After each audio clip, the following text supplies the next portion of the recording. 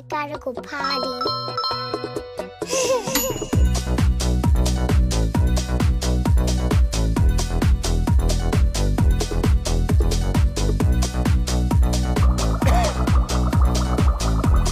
Winter 2025 season recap. Welcome to my channel. Welcome back.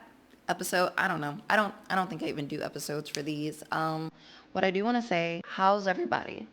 How have you been? Did you enjoy this current season of anime? You remember when I said I'm excited for the winter season 2025? The winter 2025 season of anime is going to be spectacular. Yeah, you remember, you recall. And I said it was gonna be, what did I say it was gonna be? It does feel like a nice little reward after being stuck with such a trash season. Oh, well, I'm gonna have to eat my words today because this season might have been worse than the last.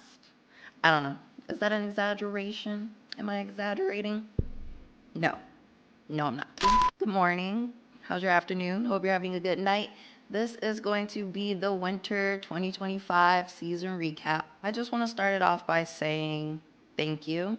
Thank you to the people, persons, whomever has been watching. I appreciate it. This season, I had 15 on my watch list. 16, but I didn't get through it. So we're going to talk about 15 anime today, sort of. I'm going to kind of quickly go over what you should watch and what you can probably skip because, you know, I'm an expert. Not to overemphasize, but I was disappointed with this season of anime. I'm not going to lie to you. Was I more disappointed than last season? I don't know. Maybe I'm just getting old and crotchety, but I really just didn't feel like I was going to make it through nearly as many as I had on my watch list. Like, I dropped way more than I would like to admit. Okay, I got through quite a few. Let's see. I got through about 6 that are just popping up from last season. ReZero, Starting Life in Another World, season 3. We finished that. How did I feel? Underwhelming. I mean, there were some moments that excited me, but overall, there have been better seasons of ReZero. Toilet Bound Hanako season 2. Very cute. I almost dropped that one too. Season 1, great. Season 2, I had to reinvest. It was a big gap between season 1 and 2. Solo Leveling season 2, great. But if you're not watching Solo Leveling, you're not watching Solo Leveling, and then you don't need to hear from me that you should be watching Solo Leveling. Or on the Movements of the Earth. Yes, I recommended that to you last video. Have you watched it? I hope so because it's finished. It was as good as I thought that it was going to be, so I'm glad that I recommended it to you. I'm still keeping my rating at a 7 though. The ending, I don't know. It was an ending. I didn't hate it. Didn't love it. But I liked the story overall. I was invested in the emotional roller coaster of this story, so I'm going to continue to say that's one you should watch. Apothecary Diaries season 2. Why was it almost very, very, very boring? Like, it slowed down tenfold, and I believe it's going to have a second half to its airing. So maybe it's going to go up to 24 episodes instead of 12. The last 2 episodes, episode 11 and 12, were the most exciting part of that season if we're not continuing past 12 episodes. Don't know. They're not out yet. The 100 Girlfriends Who Really, Really, Really, Really, Really Love You season 2. I dropped. Okay, I forgot one of the 100 girlfriends. Her mother is also one of the 100 girlfriends. Now that might be intriguing to you, but it wasn't for me. Now we can kick this off with the shows that I dropped. I'm gonna put it in front of you, and then you can determine if you wanna have a little taste or if you wanna invest, because these are the shows that I dropped, and I dropped them pretty quickly, and that's a shame. But before we get into that, I do want to mention I'm a brand ambassador for Otaku Oasis Gaming and Anime. Whereas anime and gaming, I should know this. They've sent me another box. I'm a little too picky to invest in manga one by one. So I have a manga subscription to handle that for me. And no, the box did not come like this. I did that because I don't want to have to edit this out in post. I don't know if you saw my last unboxing video, but yeah, you saw it. Oh God. They sell genre-specific boxes. So if you know you only like seinen, you only like shoujo, you only like, what's the other one? Shoujo, seinen, drawing a blank. Look it up. Shonen. Seinen, shonen, shoujo, whatever. They have it, okay? Promo code BENCH10. I also wanted to say this is the season of long-ass titles, so be prepared to hear some lengthy titles. They'll all be on the screen, okay? In case you miss anything. First anime up. Anyway, I'm falling in love with you. That's the title. A high school student whose 17th birthday spirals into disappointment. Her parents forget, her crush doesn't care, and the emergence of a global pandemic disrupts her social life. And then amidst all that, her childhood friend confesses his feelings for her. Worried about the consequences of their potential relationship and what that means for her friend group, who are mostly male. It seems that the other three boys have also fallen for her. Now she must find a way to sort her feelings out without shattering the close-knit group she holds so dear. This is a reverse harem, and I used to love reverse harems in my day, but I didn't give this one more than an episode. Yeah, I dropped this after one episode. Why? I just didn't see the vision, quite honestly. It's told in a memories of the past. She sees somebody living out their beautiful youthful life, and it makes her reflect on when she was beautiful youthful life and what that felt like at that time, being in a whirlwind of emotions and romance. I don't know. I didn't get hooked within the first episode, even though they sprung a kiss on us episode 1, and that would have generally got me. Maybe I would have fell for it when I was younger, but maybe I'm looking for something just a little bit more spicy. No, maybe not spicy. Maybe a little, just a little more teeth than this boy likes me and this boy likes me, which is fine, you know. The anime deals with themes of adolescence, unexpected romance. Some viewers appreciate its reverse harem setup and relatable challenges of navigating young love, while others find the narrative slow-paced and romantic developments unconvincing. For the animation, this is people's biggest critique, I think. Vibrant colors. Like, honestly, time was spent. However, some scenes, quality is inconsistent, appearing lackluster, a little janky. But some viewers express frustration with the slow pace and lack of dynamic storytelling. Certain episodes feel drawn out without significant plot progression, and the animation quality has been criticized. My anime list rated this a 6 out of 10. Crunchyroll rated this a 4.2 out of 5. Big disparity. I dropped it after episode 1, so I'm not gonna give it a rating. So you let me know if you're gonna give this one a shot, or if you've already taken your time to watch it and you didn't approve. Next we have I'm Getting Married to a Girl I Hate in My Class. Two students who have always been antagonistic academic rivals, constant irritants to one another. They argue and bicker relentlessly. They compete and make no effort to hide their mutual disdain, but when an unexpected turn of events, aka their grandparents, force them into a marriage, their daily lives take a whole new form. Now living under the same roof, they must navigate the awkward and often hilarious challenges of cohabitation, clashing personalities, and the blurred line between hate and something more.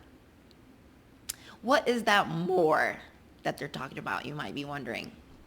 Oh, I don't know. I dropped this after 3 episodes, unfortunately. Now, it wasn't the worst thing in the world. A little boring on the onset, and I like enemies to lovers, but give me like a slow burn enemies to lover.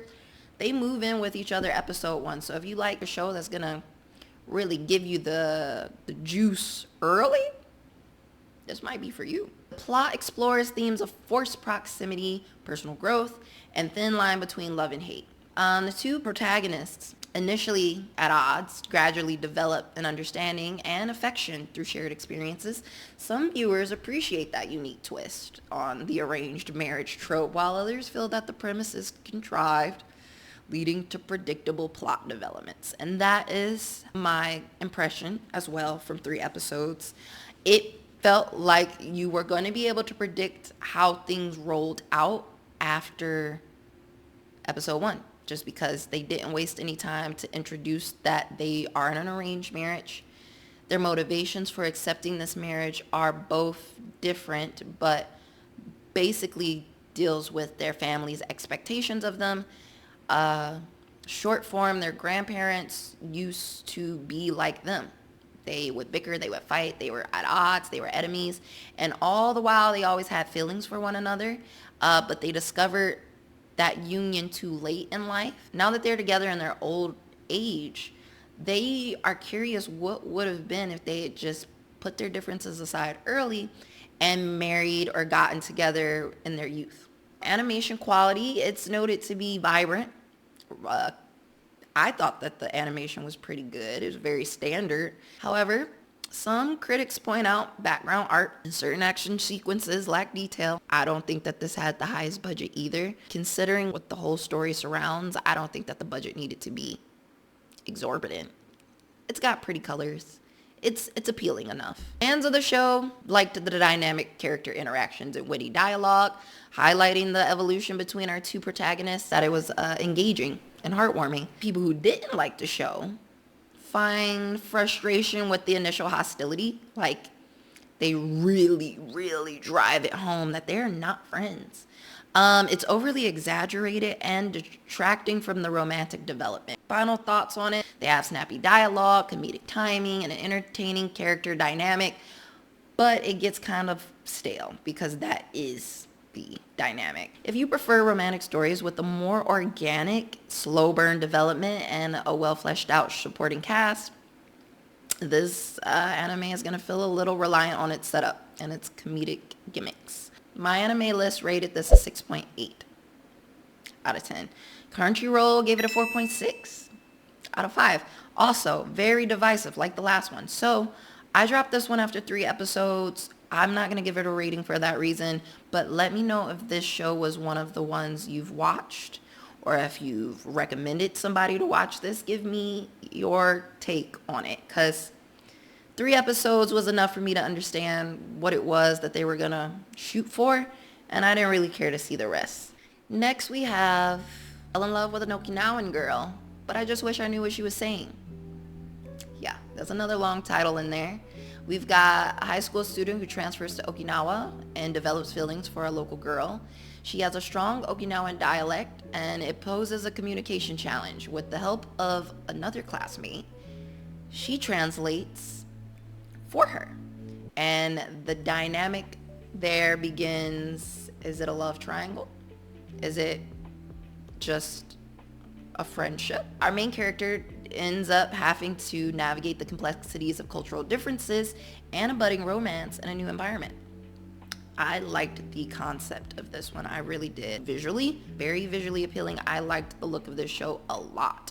I also dropped this one within, 3 episodes? Yeah. My biggest problem when it came to this show is that the romance that's mentioned in the title is not the primary focus of this show at all. They started out with a nice little subplot hint, but that's about it. They really don't even overemphasize any romantic dealings, because the big focus of the show is to educate the viewer on cultural differences between Okinawa and maybe like mainland Japan. What it's like to be a Japanese person who is introduced to other Japanese people with a totally different background and understanding of the world and way of life.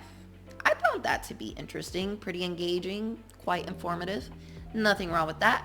I'm just a romance lover, okay? So you can't give me a title like that and then be like, but we're not worried about the romance for real. Some viewers appreciated the premise, finding it both educational and entertaining. Others feel that the reliance on the language barrier trope may limit deeper development and plot progression. But it did leave just more to be desired for me. Like I said, visually appealing. It is beautifully shaded, colored, designed. Like, I love the look of this show. I just wish that they would put just a little bit more romance at the front, and then I would have ate up the educational aspects right along with it. Charming dynamics between the main characters, incorporation of the Okinawan dialect and cultural elements.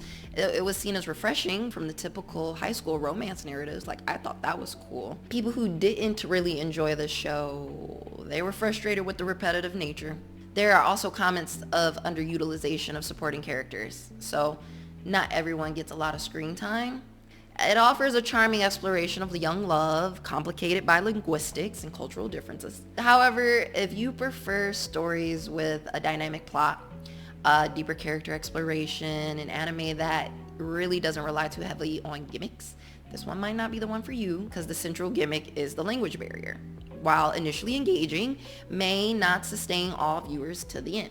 I wanted to give it a little bit more than 3 episodes, but with 15 on my watch list, it just really wasn't gonna cut it.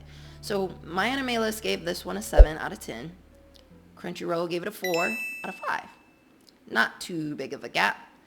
You let me know if it's one that you gave a chance. Then we have, you might be surprised, Sakamoto Days. Let me tell you what it's about. Let me tell you what it's about. Sakamoto Days follows the story of our main character, Sakamoto.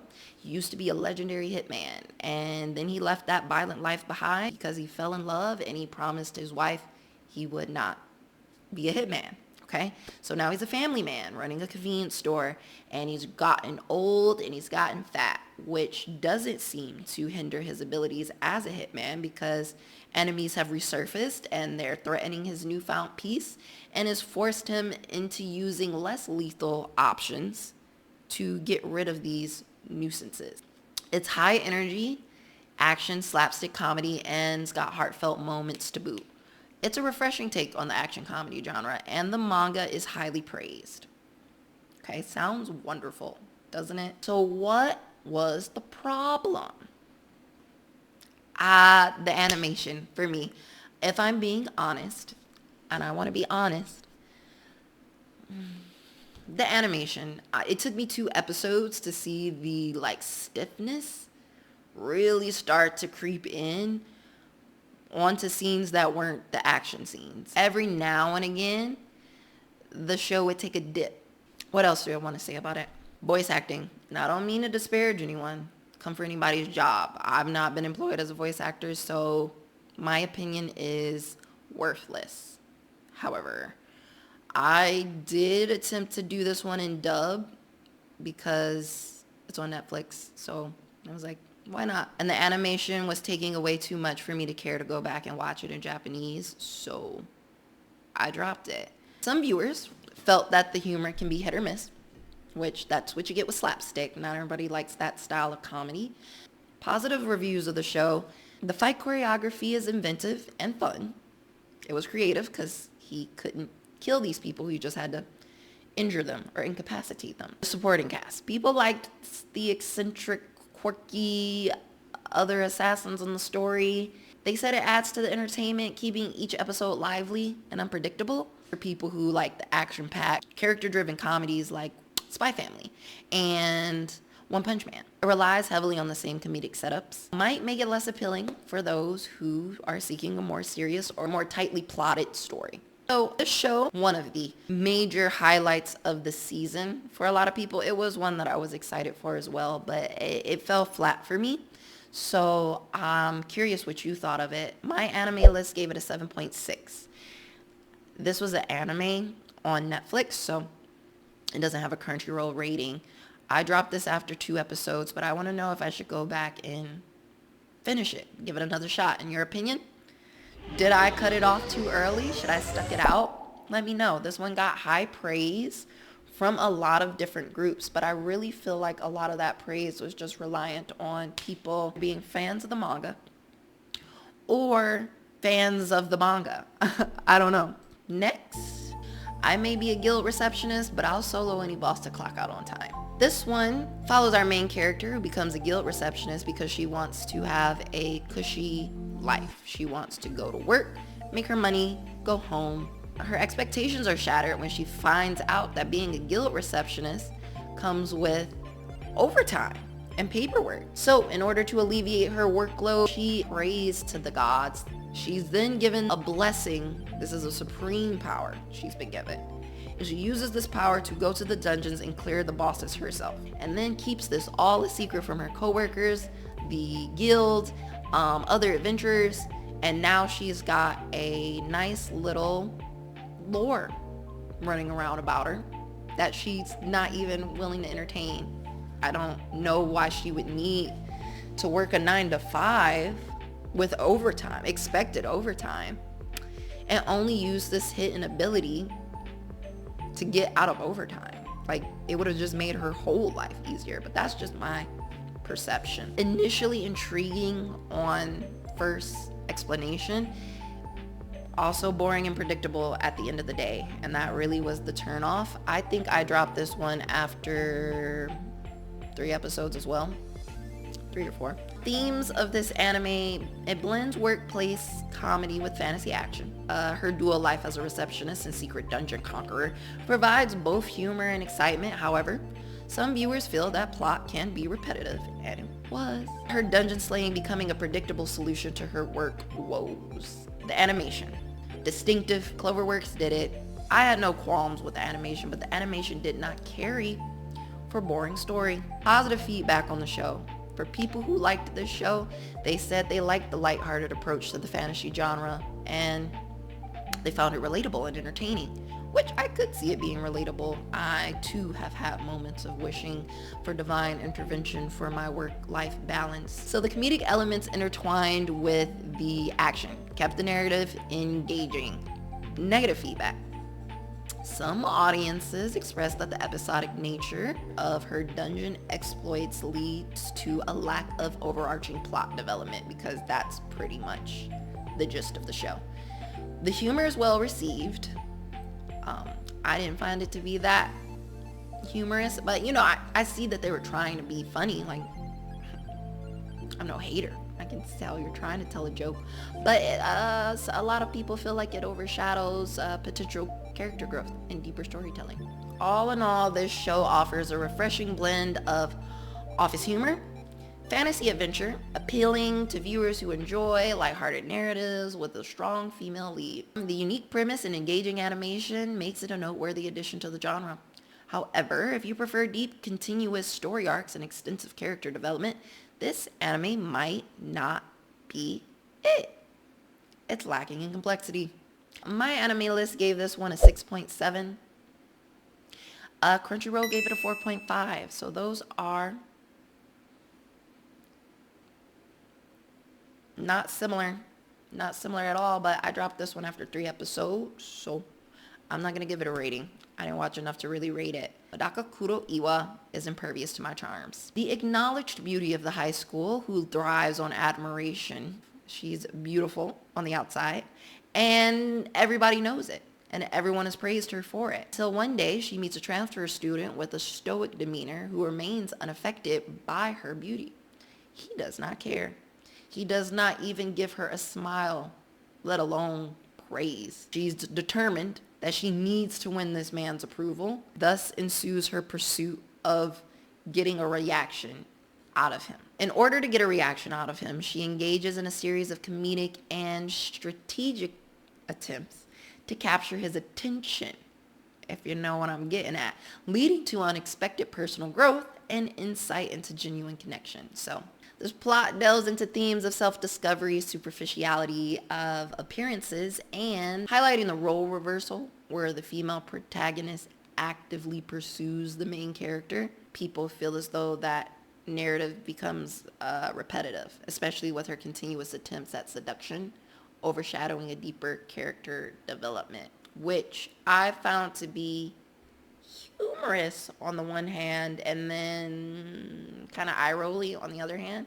Now, don't get me wrong. I, too, like the role reversal here, where she's not only invested in getting his attention, but overly invested. She's gone so far out of her way that not only has it made her question her own self-worth, but it's also made her develop feelings for him when she's usually got feelings for no one.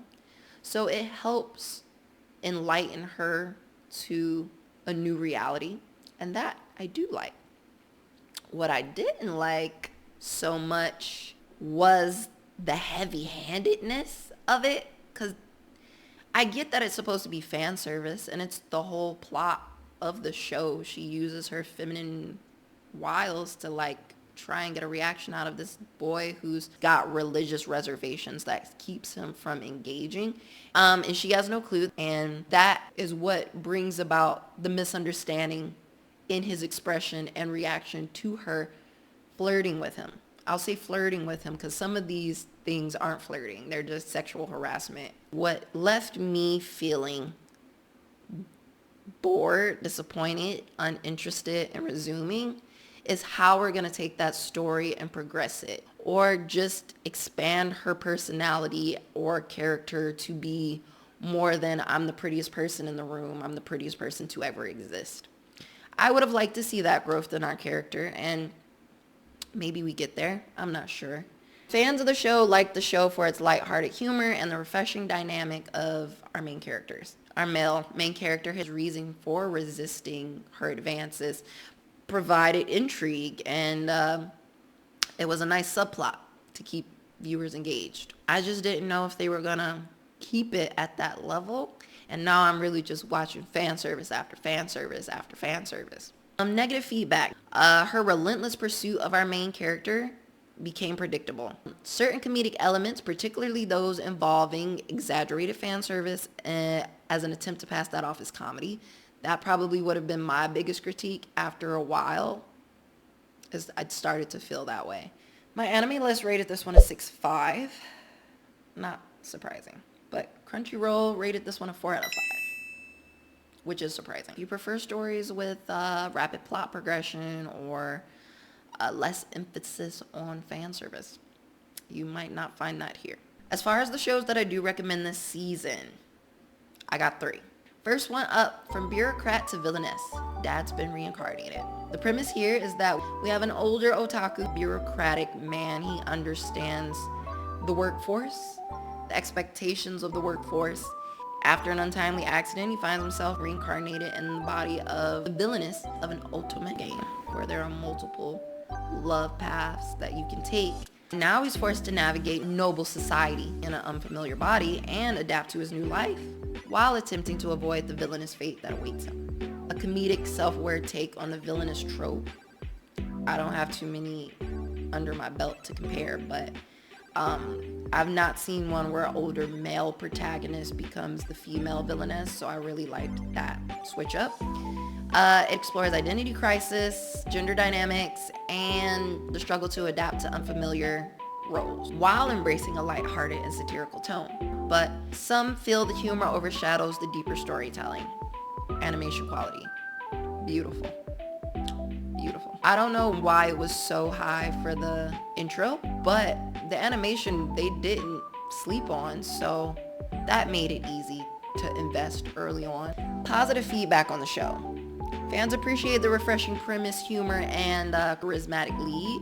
As an older man, there are definitely a lot of humorous moments where he's dad first, villainous second, trying to portray himself as a noble woman with a prestigious background. Creates plenty of comedic situations, and the way he approaches social dilemmas, it's entertaining. The show doesn't take itself too seriously, and it's a fun watch.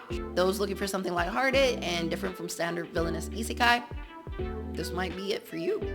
People who didn't like the show, some viewers find the execution repetitive. Humor may wear thin over time. There are some concerns that the plot relies too heavily on its initial gimmick, which I think is a criticism of the season, but there aren't too many high stakes.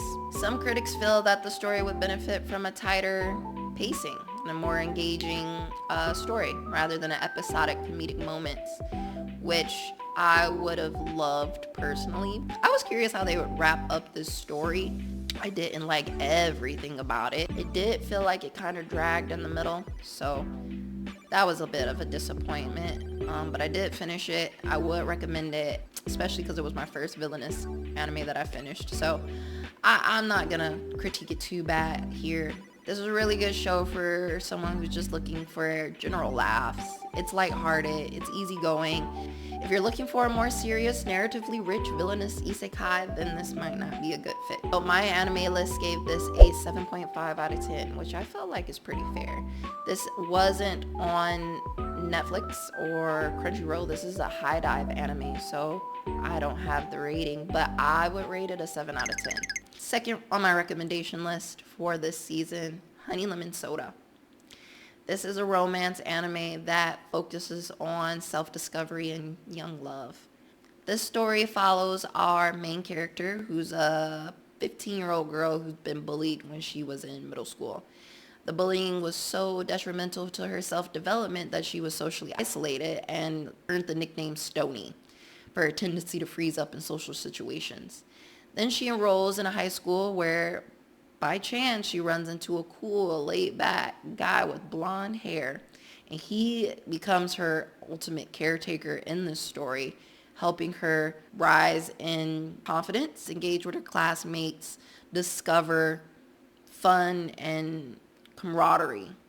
Our main character then embarks on a heartfelt journey of personal growth, friendship, and first love. This story was very cute, not insanely unique, but I don't think that it needed to be. Her struggle with self-esteem and her quest to overcome past traumas, it resonates with a lot of people. That's what I think makes it comparable to My Happy Marriage. Having such negative self-worth and self-confidence and having someone take the time to build that up and out of you can really be healing and hopeful. It did provoke additional emotions out of me that I wasn't expecting while watching, so I'll applaud the show for that. Some critics of the show feel like the plot adheres closely to traditional shoujo tropes. Her self-deprecating attitude and tears can be frustrating for some people. I don't know why, but sometimes I too do not feel like I want my female lead to be the softer, more emotionally timid sort. But I do feel as though this type of character is very important to have. Even if you don't see yourself in this character, there are things to appreciate. Having a character be able to emotionally express themselves without judgment to a third party. I did like the animation for this show, visually appealing. Colors popped all over the place. They had a lot of symbolism, yellow hues symbolizing honeys and lemons. It's a recurring motif that adds a refreshing aesthetic. Fans of the show appreciate the heartwarming narrative, the relatable characters. They effectively convey the nuances of the internal struggles of the main character. I did like to see that the camaraderie built around her, other classmates eventually getting acquainted with her temperament and her energy and understanding how to engage with her was really nice to see. If you're seeking a heartfelt coming-of-age story that explores personal growth, healing from past trauma, and the sweetness of first love, this one is gonna stand out for the shoujo romance genre. If you do not prefer romantic dramas of this nature, you want something more complex and a little bit more unconventional in the character dynamic, this anime might feel too familiar. People who are sensitive to themes of bullying should be aware that these are prominently featured. My anime list rated this one a 7.1 out of 10, and Crunchyroll gave this a 4.7 out of 5. I'm going to give this one a 7 out of 10. I enjoyed it quite a bit. All right, last but not least, we have Zenshu, another anime that ended up being top of the chart for a lot of people. So Zenshu is an anime that follows Natsuko. She's a talented animator who's spent a lot of time working on her craft. Her first debut is box office hit. People love it. Her second project follows a romantic comedy about first love, but since she spent a lot of her personal life investing in her talent, she's facing some creative blocks. She's not experienced romance at all, so the production is stalled. It's become a huge point of contention in the office. She suddenly loses confidence in her ability to create. She's never really had this problem before. She ends up dying or losing consciousness. I don't know. It looks like she dies. And then she enters the world of A Tale of Perishing, which is a movie from her childhood. It's her favorite movie. And in this reality, she can bring her drawings to life, allowing her to rewrite the tragic storyline and bring hope to the world that inspired her career. The anime builds tension really well. There's a deep psychological narrative that examines the darker side of talent, ambition, and love. And then there's this introspective storytelling and the way that it captures inner turmoil of self-doubt and the cost of artistic obsession, all wrapped in a beautifully airy cinematic experience. However, the plot was so slow at times, and it was overly abstract in other times. It was making it hard to connect with the protagonist, leaving certain emotional conflicts open-ended. Visually, it is stunning. Dreamlike color palette, hauntingly beautiful cinematography, fluid animation really enhances the immersion. Leaves you with a bit of a nostalgic vibe, especially with a routine magical girl-esque transformation scene. Beautiful. The cinematic presentation and eerie ambiance, that was what was a big draw for me. There are certain moments where you're like, should I be reading deeper into this, or is it just a little unsettling? It definitely stands out from other action fantasy shows, creating a real distinct immersive experience. So I praise it highly for that. But at times it did feel a bit slow. I'm not gonna lie to you. It was drawn out and it was losing me. I really buckled down and kept this one going. I wasn't disappointed by the end of it. Certain episodes were more exciting than others. Episode 7, I believe, was my favorite. So if you're into psychological dramas that explore self-worth, artistic obsession, the struggle between admiration and resentment, this one might be something you should check out. It's emotionally intense and visually captivating. The blend of cinematic storytelling, moody visuals, and an introspective protagonist creates an anime that lingers in the mind long after watching. If you prefer a more structured narrative with clear resolution, this is gonna feel frustrating. The slow pace, the abstract symbolism, the ambiguous storytelling, it can make it a difficult watch. For those who prefer straightforward characters, arc, and development, this might not hit for you. But hey, this one caught me off guard as one worthwhile. I really thought I was gonna drop it. So my anime list rated it a 7.6 out of 10. Crunchyroll 4.7. I'm gonna rate this one a 7. Right down the middle of the road for me.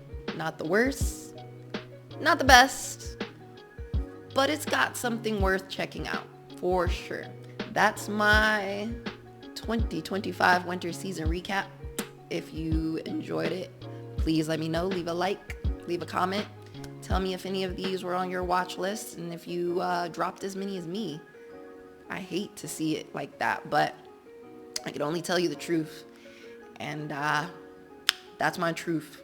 I completed mostly shows that I was already continuing from prior seasons. So those are my recommendations for you. Let me know if there's anything that you think that I missed that I should go back and watch. Did I skip over one of your favorites of the season? You let me know. So I'll see you guys in the next episode. See ya.